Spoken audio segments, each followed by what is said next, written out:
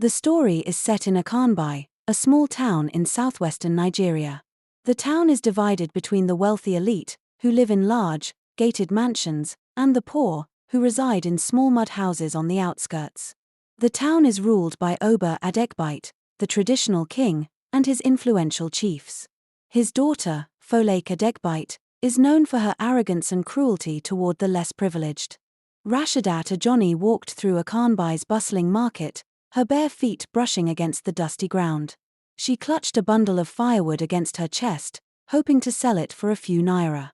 Her faded Ankara wrapper barely hung onto her slim frame, a sign of her struggles. The air was thick with the scent of roasted corn, fresh tomatoes, and dried fish. Traders shouted at the top of their voices, trying to outdo one another in attracting buyers. But then, a sharp voice, laced with mockery, pierced through the noise. "Ah, look who we have here."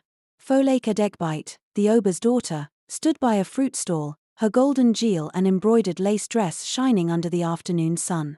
Her three closest friends, Kimi, Ronk, and Bisi, giggled at her side. People turned to watch. Some snickered. Others remained silent, afraid to challenge Folake. "Rashidat, do you ever look at yourself in a mirror and cry?" Folake smirked. "Because honestly, if I had a face like yours, I would never come outside." Laughter erupted from the crowd. Rashidat lowered her gaze, gripping her firewood tightly. "And these rags you call clothes," Ronk added, tugging at Rashidat's wrapper with disgust. "Even my mother's housemaid wouldn't wear them." Folake clapped her hands dramatically. "Maybe we should help her," she teased. "She clearly doesn't know how to dress like a human being." Before Rashidat could react, Folake snatched the firewood from her hands and tossed it into a muddy puddle nearby. Gasps filled the air. But no one stepped forward to help. Rashidat's lips trembled as she stared at her ruined firewood, her only means of survival for the day. "Why do you hate me so much, Folake?" Rashidat asked, her voice barely above a whisper. Folake's lips curled into a smirk. "Because you are beneath me. A dirty orphan like you should never dare to walk the same path as me." With that, she turned, her friends trailing behind her, still laughing. Rashidat stood frozen. The villagers whispered, "That poor girl. Maybe she deserves it. The Oba's daughter can do whatever she likes." Swallowing hard, Rashidat bent down and picked up the wet wood. She wouldn't let them break her. But deep inside, she made a silent vow. One day, they would regret looking down on her. Rashidat struggled to carry the soaked firewood as she made her way home. Her small mud hut sat at the far end of Akanbai, near the thick forests where nobody cared to go. She pushed aside the tattered curtain that served as her door and stepped inside. The room was almost empty, just a mat on the floor, a small cooking pot, and a broken stool she had found in the village dump. This was her home. She sighed, staring at the ruined firewood. If she couldn't sell them, she wouldn't have food to eat. That night, Rashidat curled up on her mat, her stomach empty, her heart heavy. The next morning, she woke before dawn. After yesterday's humiliation, she needed to gather more firewood. She hurried into the forest, stepping carefully over fallen branches and sharp stones. But as she reached a clearing near the big Iroko tree, she froze. Lying on the ground was a young man, his clothes torn and covered in mud. His dark skin was bruised, his breathing unsteady. Her heart pounded. Who is he? A thief? A criminal?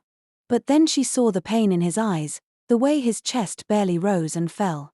Hesitating for only a moment, she knelt beside him. "Are you okay?" she whispered. The man groaned, his lips dry and cracked. Rashidat quickly untied her calabash and pressed it to his lips. "Drink," she urged. He sipped the water slowly, his tired eyes locking onto hers. "Thank you," he whispered weakly. She looked around. The village was too far, and he was too weak to walk alone. "You can't stay here," she said. "Come with me." The man tried to move but winced in pain. Without thinking twice, Rashidat bent down and helped him to his feet, letting him lean on her as they slowly made their way back to her small hut. Inside the hut, the young man leaned against the wall, his breathing shallow. "Why are you helping me?" he asked. Rashidat scooped water from her clay pot and handed it to him. Because you needed help. He drank deeply before sighing. I don't deserve your kindness, he muttered. Rashadat frowned. Who are you? The young man hesitated, then looked away. My name is Khalid Ibrahim, he finally said. And I made some mistakes. Rashadat didn't push further. She could tell he was hiding something, but it wasn't her business. Let me find something for you to eat, she said. Khalid caught her wrist. Why are you doing this? You don't even know me. Rashadat met his gaze. Because I know what it feels like to have no one. The sun was high when the village gong sounded. Rashadat and Khalid turned their heads toward the noise. That's the Oba's messenger, Rashadat muttered. They only call the village like this for serious matters. Khalid raised a brow. Should we go see? She hesitated. She hated crowds, especially because they meant more insults.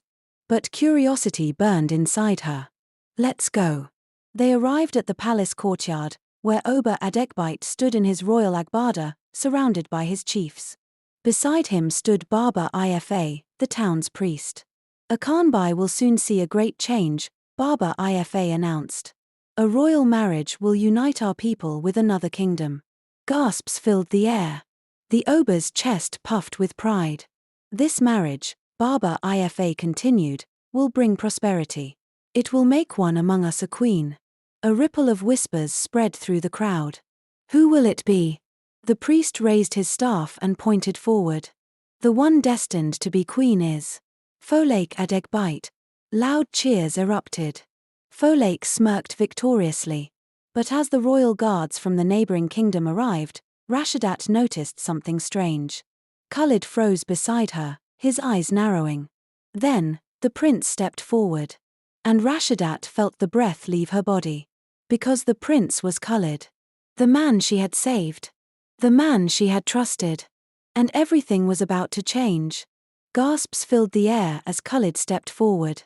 The Oba's chiefs and elders exchanged confused glances, while the villagers whispered among themselves. Folake, who had been standing beside her father in her finest royal attire, stared in shock. Who is he? Someone in the crowd murmured. Rashadat's hands trembled as she turned to look at Khalid. The man she had helped was a prince. Khalid's posture had changed. Gone was the weak, injured man she had nursed back to health. Now, he stood tall, his sharp eyes scanning the crowd, his presence radiating authority. The Oba took a step forward, his deep voice echoing through the courtyard. Prince Khalid Ibrahim of Jidado, what brings you to Akanbai? Folake's smug expression returned instantly. A prince? From Jidado? If she was about to become royalty, then that meant, she smiled to herself, she would be marrying him. Khalid's gaze flickered briefly to Rashadat before he addressed the king. I came to Akanbai as a stranger, unaware of my destiny, he said. But in my time here, I have learned things that have changed me. And now, I have returned to claim what is mine. The crowd erupted in excitement. Was he talking about Folake? Folake's face glowed with arrogance. She turned toward Rashadat and smirked. See, even fate knows your place, she whispered mockingly. I will be queen, and you will always be nothing. But before Folake could step forward, Khalid's next words stunned the entire crowd. I have come, not to wed Folake, but to bring justice. The murmurs turned into loud confusion. The Oba's expression darkened. Justice? For what? Khalid's eyes locked onto Chief Salami, one of the most powerful men in Akanbai. The chief stiffened. For the crimes that were committed against the Ajani family 16 years ago. Silence fell. Rashadat's breath caught in her throat. What are you talking about? She whispered. Khalid turned to her, his gaze serious. Rashadat, it's time you knew the truth about your past. Folake scoffed. What nonsense is this? Who cares about some poor orphan's past? But Khalid ignored her. Years ago, your parents were among the wealthiest traders in Akanbai. They were respected by everyone. Until one night, they were poisoned at a royal feast. Rashadat's vision blurred. Poisoned? She had always been told their deaths were a tragedy, a misfortune. Khalid continued. And do you know who profited the most from their deaths? He turned sharply toward Chief Salami. "It was you." Gasps rippled through the crowd. "Lies," Chief Salami bellowed, stepping forward. "How dare you accuse me of such things?" But Khalid was unfazed. "I have proof." He signaled to a guard standing near the palace entrance. The man disappeared into the back rooms and returned moments later, dragging behind him an elderly woman in shackles. The crowd erupted in disbelief. It was Madame Remelican, the former head maid of the Ober's palace, the same woman who had mysteriously disappeared after Rashidat's parents died. She fell to her knees before the king. "Your Majesty," she wept. "I have lived in hiding all these years, but I can no longer keep the secret. Chief Salami, he was behind it all. He bribed the palace cook to poison Rashidat's parents. And when they died, he took over all their lands and businesses." A collective gasp filled the air. Rashidat's hands clenched into fists. All her suffering, all her years of hunger and loneliness, were because of this man. The Ober's face twisted in rage. He turned to his chief. "Is this true?" Chief Salami stumbled backward, sweat beading his forehead. "My king, these are just baseless accusations." But the villagers had already turned against him. "Thief! Murderer! You ruined that poor girl's life." The guards seized Chief Salami. The Ober's voice was cold. "For your betrayal, you will face judgment at dawn. Take him away."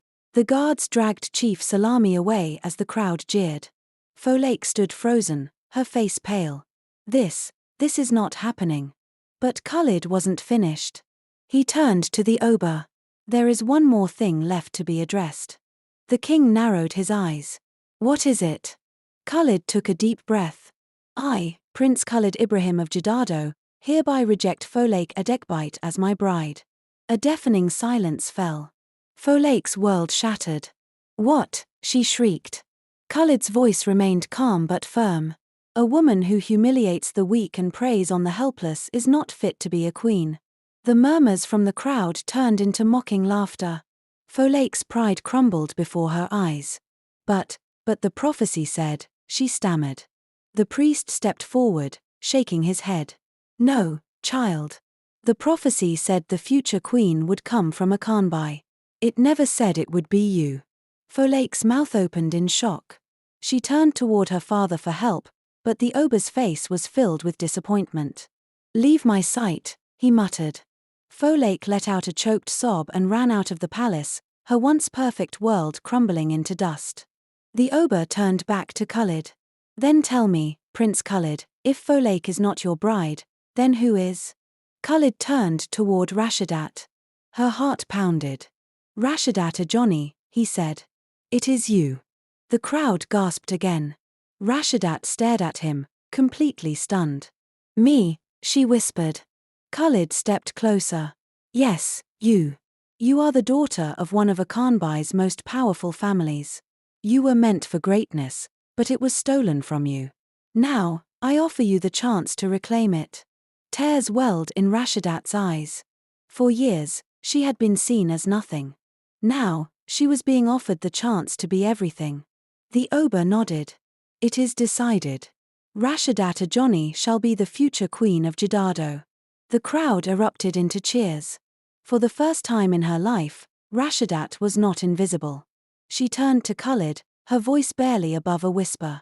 "Why did you choose me?" He smiled. "Because you never let them break you. And because I see the strength of a queen in you." The sun shone over